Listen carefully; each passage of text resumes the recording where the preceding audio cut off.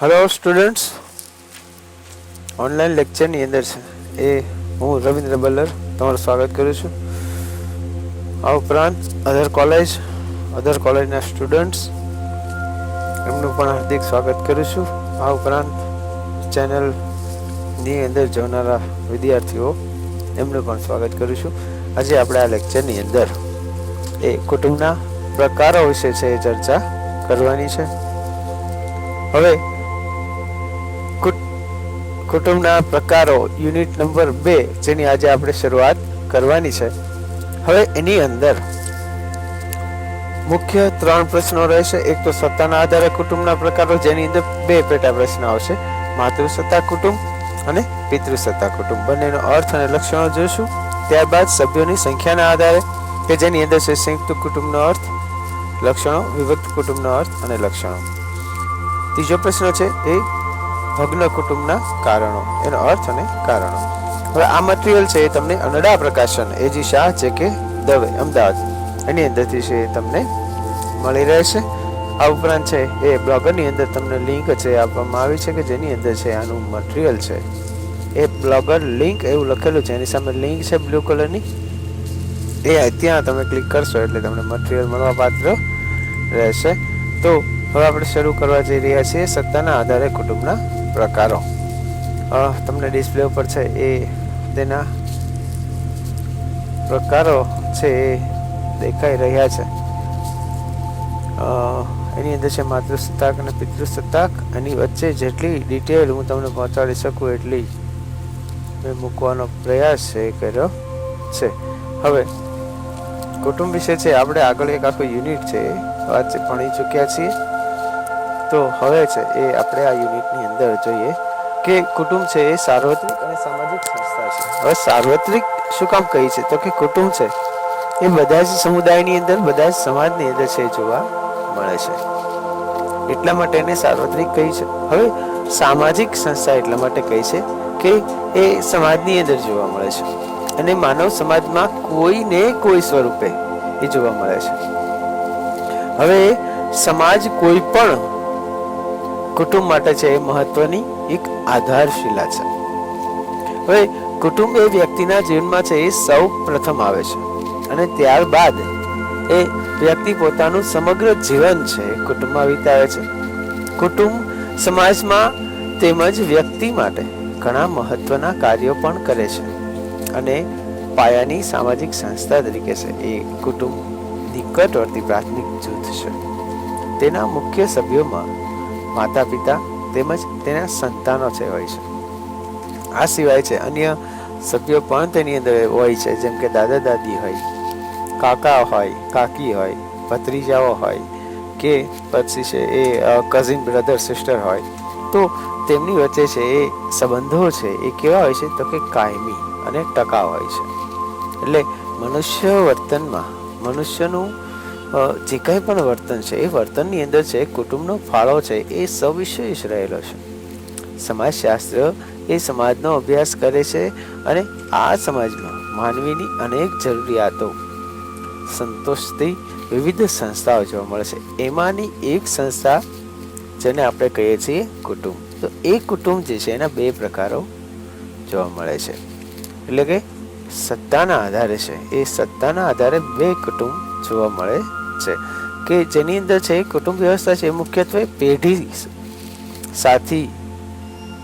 પેઢીઓની આધારે અથવા તો સાથીની સંખ્યાના આધારે છે. સત્તાની દ્રષ્ટિએ છે એ વિભિન્ન પ્રકારો પાડવામાં આવ્યા છે. તો એની અંદર છે જો સત્તાના આધારે વાત કરીએ તો પહેલું છે પિતૃસત્તાક કુટુંબ વ્યવસ્થા અને બીજું છે માતૃસત્તા કુટુંબ વ્યવસ્થા. તો પહેલું જોઈએ આપણે પિતૃસત્તા કુટુંબ વ્યવસ્થા. હવે એનો અર્થ જો જોઈએ તો બેઝિક રીતે આપણે એવું કહી શકીએ કે જે કુટુંબમાં સર્વ સત્તા છે એ પિતા અથવા તો કોઈ પુરુષ વડીલ હોય એના હાથમાં હોય તેવા કુટુંબને કેવું કહીશું તો કે પિતૃસત્તાક કુટુંબ તરીકે આપણે ઓળખાવી શકીએ. જો અહીંયા સ્પષ્ટતા કરી છે કે ભાઈ કોઈ વડીલ પુરુષ, જો વડીલ પુરુષની વાત છે અને પિતાની વાત છે, જો એમના હાથમાં સત્તા હોય તો આપણે એને શું કહીશું તો કે પિતૃસત્તાક કુટુંબ વ્યવસ્થા. હવે અહીંયા છે વંશની ગણતરી ક્યાંથી થાય છે? તો કે એ પિતાના નામથી થાય છે. પિતા પછી કોને મળે છે? તો મોટા ભાઈને મળે છે. ત્યારબાદ તો કે એમના સંતાનને મળે છે. એટલે કુટુંબની અંદર છે એ મોટા પુરુષને છે મળતી હોય છે. એટલે મિલકતના વારસાની ગણતરી પણ એ એમનાથી થતી જોવા મળે છે. હવે નવ દંપતીના રહેઠાણની બાબતમાં એ પિતા કે પુત્રને છે પ્રાધાન્ય છે એ અપાતું હોય છે. આવી કુટુંબ વ્યવસ્થા કે જેને પિતૃસત્તાક કુટુંબ વ્યવસ્થા તરીકે આપણે ઓળખાવી શકીએ, અથવા આ કુટુંબ વ્યવસ્થામાં છે પુરુષનું વર્ચસ્વ છે એ વધારે હોય છે. પુરુષનું જ્યાં વર્ચસ્વ વધારે હોય છે, કુટુંબની અંદર જ્યાં પિતાનું ચાલતું હોય છે અથવા તો પુરુષ વડીલનું ચાલતું હોય છે, તો એને આપણે પિતૃસત્તાક કુટુંબ વ્યવસ્થા કહીશું. દાખલા તરીકે આપણા બધાના કુટુંબ, આપણા બધા કુટુંબની અંદર છે કાં તો દાદા અથવા તો પપ્પા અથવા મોટો ભાઈ એ છે એ વર્ચસ્વ કરતો હોય છે. તો આપણે જે કુટુંબમાં રહીએ છીએ એ પિતૃસત્તાક કુટુંબ વ્યવસ્થા તરીકે આપણે ઓળખાવી શકીએ. અને ભારતના મોટા ભાગના કુટુંબોમાં છે એ પિતૃસત્તાક કુટુંબ વ્યવસ્થા છે એ પ્રવર્તે છે. જેમ કે સામાન્ય રીતે છે એ હિન્દુ પિતૃસત્તાક સંયુક્ત કુટુંબ કે જે ભારતના બધા જ રાજ્યોમાં એ અસ્તિત્વ ધરાવે છે. જોકે દરેક પ્રદેશ પ્રમાણે છે એ તફાવતો જોવા મળે છે. દાખલા તરીકે મલબારની નાબૂદરી કોમ જે છે, તો એની અંદર છે એ લોકોની અંદર છે જોવા મળતું પિતૃસત્તાક કુટુંબ, અને ગુજરાતની અંદર છે જે પિતૃસત્તાક કુટુંબ છે, આ બંનેની વચ્ચે જે બહુ બધો તફાવત છે. તેમ છતાં મોટા ભાગના સમાજમાં છે પિતૃસત્તાક વ્યવસ્થા જોવા મળે છે. જે રેર કેસની અંદર છે એ માતૃસત્તાક કુટુંબ વ્યવસ્થા જોવા મળે છે, પણ એ સભ્ય સમાજની અંદર જોવા મળતી નથી. એ છે એ આપણને આદિવાસી સમુદાયની અંદર છે, આદિમ જાતિની અંદર છે એ જોવા મળે છે. હવે પિતૃસત્તાક કુટુંબ વ્યવસ્થા જે છે એના કેટલીક લાક્ષણિકતાઓ છે એ અહીંયા દ્રષ્ટિપાત છે કરવામાં આવી છે. હવે પિતૃસત્તાક શબ્દ એ કુટુંબમાં પિતાની સત્તાનો છે એ નિર્દેશ કરે છે. પિતૃસત્તાક એટલે પિતાની સત્તા. તો કે આવા કુટુંબમાં છે એ સત્તા કોના હાથમાં હોય છે? તો કે પિતૃપક્ષ છે એ કેન્દ્રિત થઈ હોય છે. અને પિતાની ગેરહાજરીમાં એ સત્તા કોની પાસે હોય છે? તો કે પિતાની વૃદ્ધાવસ્થાની અંદર છે એ મોટો પુરુષ કુટુંબની અંદર જે હોય છે, જેમ કે મોટો ભાઈ હોઈ શકે છે, મોટો ભાઈ ન હોય અથવા એક જ સંતાન હોય તો એમની પાસે હોઈ શકે છે. એટલે કુટુંબની આર્થિક બાબત હોય, સામાજિક હોય, ધાર્મિક હોય, રાજકીય હોય કે પછી કોઈ પણ પ્રવૃત્તિ, તો એના પર છે પિતા અથવા તો પુરુષનું પ્રભુત્વ છે એ હોય છે. એટલે ભારતના હિન્દુ પિતૃસત્તાક કુટુંબમાં પિતા કુટુંબના છે એ વાલી તરીકેની ભૂમિકા છે ભજવતા હોય છે. તો કેટલાક સમાજોમાં પિતા છે કૌટુંબિક બાબતમાં અમર્યાદિત સત્તા છે ભોગવતો હોય છે. એટલે પિતૃસત્તાક કુટુંબમાં છે એ વંશની ગણતરી છે એ હંમેશા પિતા દ્વારા જ થાય છે. વંશજ અને પૂર્વજની વચ્ચેનો સંબંધ છે પિતા દ્વારા જ નક્કી થાય છે. સંતાનો છે એ તેમના પિતાના વંશથી ઓળખાય છે. આમ રક્ત સંબંધ નક્કી કરતી વંશાવળીની જે પદ્ધતિ છે એની અંદર પિતૃસત્તાક જોવા મળે છે. તેમ છતાં ટૂંકમાં પિતૃસત્તાક કુટુંબ વિશે કહી શકાય કે પિતૃસત્તાક કુટુંબમાં સર્વસત્તા પિતા કે પુરુષને હસ્તક હોય છે. જેમ કે તમે છે એ તમારા ફેમિલીનો આંબો જોયો છે અથવા તો ફેમિલીનું ચોપડો જોયો છે, એની અંદર વંશાવલી પદ્ધતિ છે એ પિતાના નામથી હોય. અથવા તો આપણે આંબો જો કહીએ, કંકોત્રીની પાછળ જે છપાવે છે એની જો વાત કરીએ તો એની અંદર થડમાં છે પુરુષનું નામ છે, નહીં કે કોઈ સ્ત્રીનું. આંબાની અંદર છે એ જ્યાંથી વંશાવલી ફૂટે છે ત્યાં પુરુષનું નામ છે, નહીં કે સ્ત્રીનું. એટલે એનો મતલબ એવો થયો કે વંશાવલી પદ્ધતિ છે માત્ર પુરુષ આધીન હોય છે, નહીં કે સ્ત્રીને આધીન. આપણા સમાજની વાત આપણે કરીએ છીએ. આ ઉપરાંત પછી આપણે જોઈએ તો કે પિતૃસત્તાક કુટુંબમાં છે પિતાની માલિકીનો વારસદાર છે એ માત્ર ને માત્ર પુત્ર બને છે, ક્યાંય પુત્રી બનતી નથી. પણ આપણને એક પ્રશ્ન એવો પણ થાય કે ભાઈ ચાલો પુત્ર નથી અને માત્ર 2 દીકરીઓ છે અથવા તો 1 દીકરી છે, તો છે એની સંપત્તિ છે એ દીકરીને છે સોંપી દેવામાં આવે છે. અને જો કદાચ એવું ન કરે તો કોઈ દત્તક છે લઈ લેવામાં આવતા હોય છે, અથવા તો ખોળે બેસાડવામાં આવતા હોય છે, અથવા કોઈ પુત્રને છે ખોળે બેસાડવામાં આવે, કોઈ ભાઈના પુત્ર છે એને ખોળે બેસાડવામાં આવે. તો એ રીતે છે વંશાવલી પદ્ધતિ છે આગળ વધતી હોય છે. એટલે વારસદાર છે માત્ર ને માત્ર પુત્ર બને છે. એટલે પિતા તરફથી પુત્રને છે વારસામાં મિલકત છે મળતી હોય, મિલકત હોય કે પછી કંઈ પણ હોય, સંસ્કૃતિ હોય, તો એ બધું છે એ મળતું જોવા મળે છે. ત્યારબાદ છે પિતૃસત્તાક કુટુંબ છે એ પિતૃસ્થાનીય હોય છે, જેમાં સંતાનના લગ્ન બાદ પુત્રવધુ એ પતિ કે સાસરાના ઘરે છે નિવાસ કરે છે, અને પોતે છે એ પિતાના કુટુંબનો એક ભાગ બને છે. અર્થાત પત્ની એ પતિના રક્ત સંબંધી કુળમાં છે એ ભળી જાય છે. એટલે કે લગ્ન બાદ છે દીકરીને સાસરે જવાનું હોય, પતિના ઘરે જવાનું હોય છે. તો એ શું કામ? તો કે એ છે એ પિતૃસત્તાક કુટુંબ વ્યવસ્થા છે એના કારણે. ત્યારબાદ છે પિતૃસત્તાક કુટુંબમાં છે એ સંતાનોના નામ પાછળ છે માત્ર ને માત્ર પિતાનું નામ લાગે છે. એ પછી પિતા હોય કે ન હોય, મીન્સ કે પિતાની હયાતી હોય કે ન હોય, પણ માત્ર ને માત્ર પિતાનું નામ છે એ લાગતું હોય છે. તે અર્થમાં છે એ કુટુંબને પિતૃનામી તરીકે પણ ઓળખવામાં આવે છે.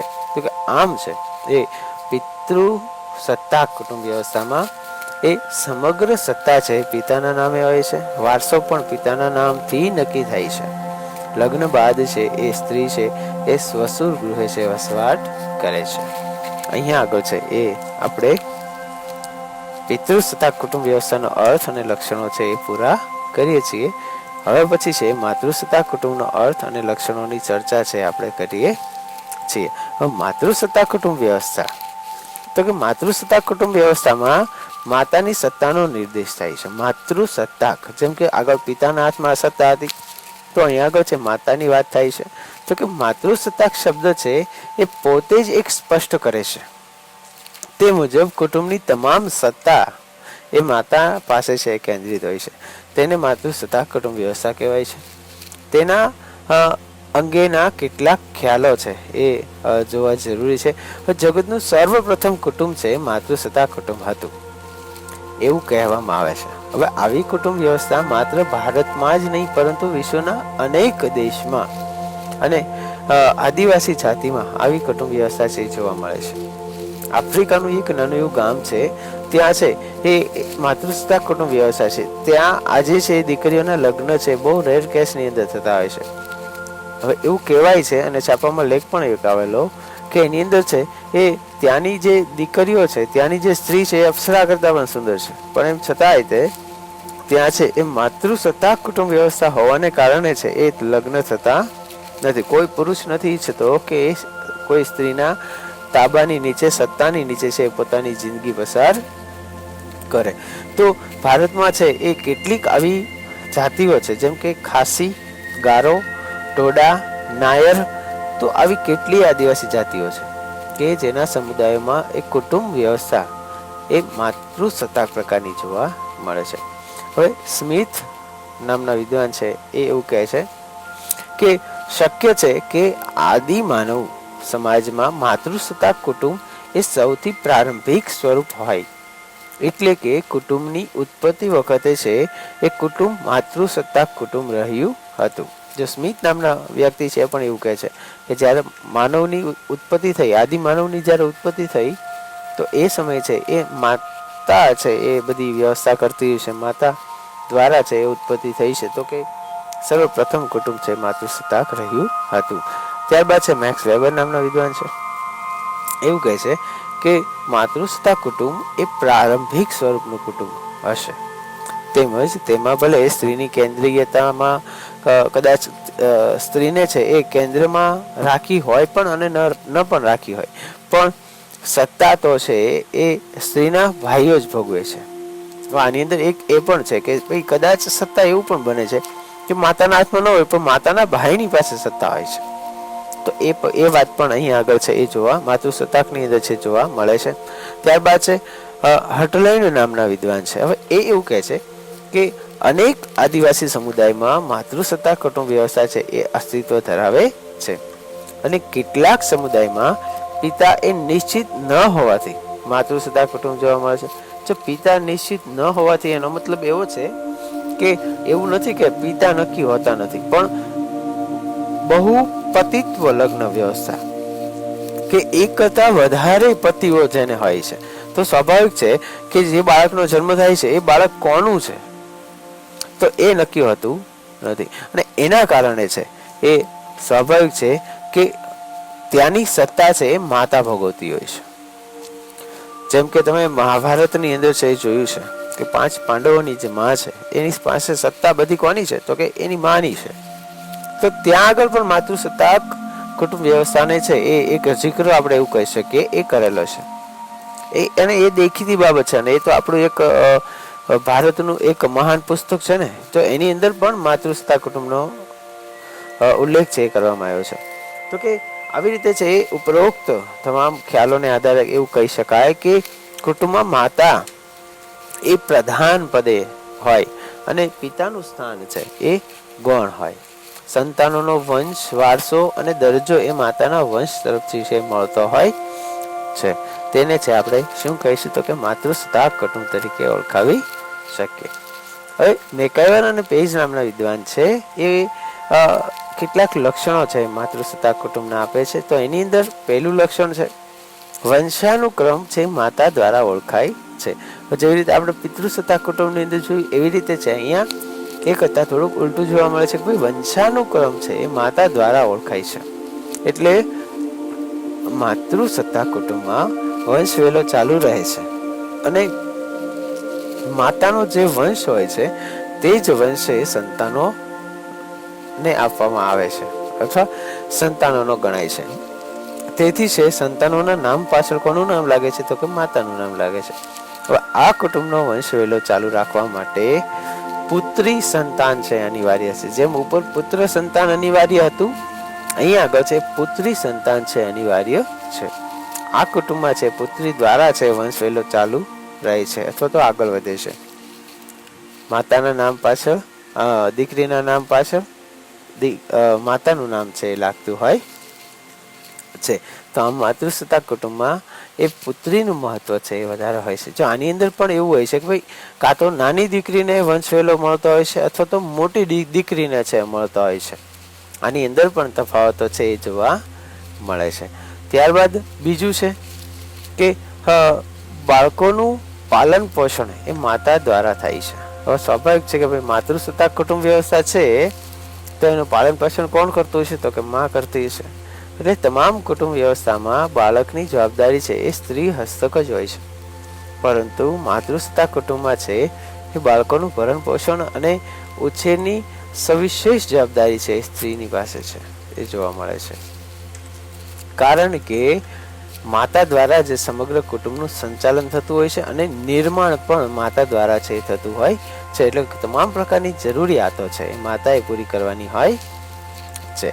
હવે ત્યારબાદ છે ત્રીજો મુદ્દો છે લગ્ન બાદ પત્ની પોતાના ઘરે જ રહે છે. જેવી રીતે દીકરો છે એ પરણે છે એટલે એ વહુને એમની વાઈફને એમની પત્નીને છે એ પોતાના ઘરે લાવે છે, પિતાના ઘરે લાવે છે. અહીંયા આગળ છે મેકઇવર અને પેજ છે એ આ લક્ષણને સમજાવતા એવું કહે છે કે કોઈ પણ સ્ત્રી લગ્ન કર્યા બાદ પતિ ગૃહે જતી નથી, પરંતુ પોતાના માતાને ઘેર છે નિવાસ કરે છે. લગ્ન થયા બાદ પુરુષને છે એ પતિનો દરજ્જો મળે છે, પરંતુ તેને પોતાના માતા પિતાનું ઘર છે છોડીને પત્નીના ઘરે છે એ આવવાનું રહે છે. હવે આવા કુટુંબમાં છે એ પુરુષનું સ્થાન છે સ્ત્રી કરતાં નીચું જોવા મળે છે. આવા કુટુંબમાં કેટલીક વાર જો સ્ત્રી ઈચ્છે તો પોતાનું નવું કુટુંબ બનાવી શકે છે, પરંતુ તેને છે એ પતિના કહ્યા પ્રમાણે પતિના નિવાસ સ્થાને રહેવાનું રહેતું નથી. જો અહીંયા આગળ છે એ વસ્તુ પણ જોવા મળે છે કે પત્ની જો ઈચ્છે તો એ નવું ઘર પણ વસાવી શકે છે, એ બીજા લગ્ન પણ કરી શકે છે, પણ પુરુષ કરી શકતો નથી. અહીંયા આગળ એ પણ એક જોવા મળે છે કે સ્ત્રી છે એ એના માતાના ઘરે પણ રહી શકે છે અથવા તો એ અલગ નિવાસ સ્થાન પણ બનાવી શકે છે, પણ એ એના પતિના ઘરે ક્યારે જશે નહીં.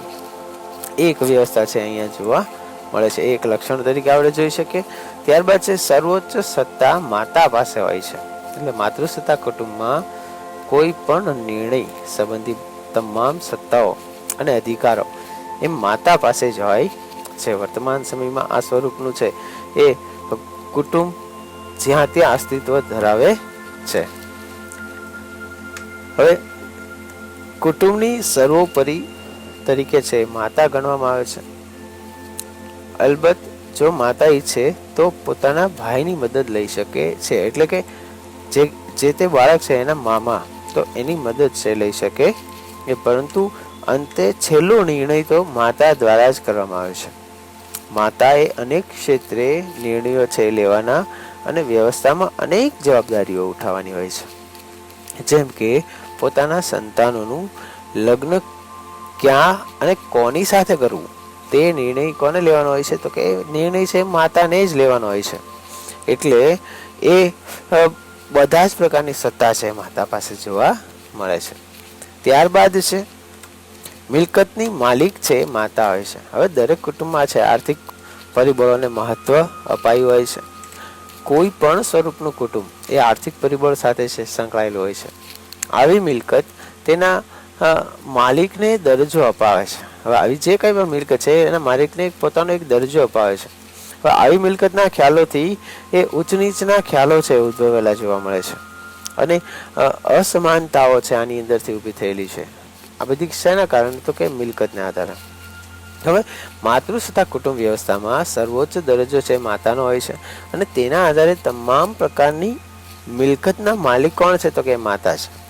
મિલકત ઊભી કરવી, એનો ઉપયોગ કેવી રીતે કરવો અથવા તો એનો ઉપયોગ કરવો કે વહેંચી નાખવી કે પછી વધારવી એ અંગેના અધિકારો પણ માતા પાસે જ હોય છે. માતા બાદ છે એ તેની નાની દીકરીને છે એ મિલકતનો વારસો મળે છે. જો જેમ કે દીકરા પિતૃસત્તાકની અંદર મોટા પુત્રને મળે છે તો અહીંયા આગળ છે નાની દીકરીને મળે છે. જો એવું પણ નથી કે નાની દીકરીને જ આપવામાં, મોટી દીકરીને પણ મળે છે, પરંતુ મોટા ભાગે છે નાની દીકરીને છે મળતો હોય છે.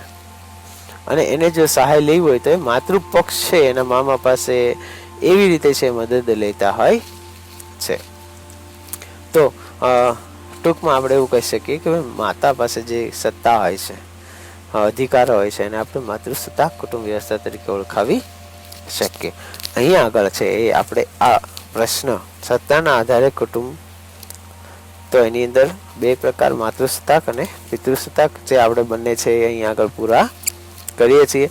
હવે આનું જેમ તમને મેં વાત કરી ડિસ્ક્રિપ્શનની અંદર છે એ આની પહેલાંના લેક્ચર છે એની લિંક પણ તમને ડિસ્ક્રિપ્શનની અંદર છે એ મળી રહેશે.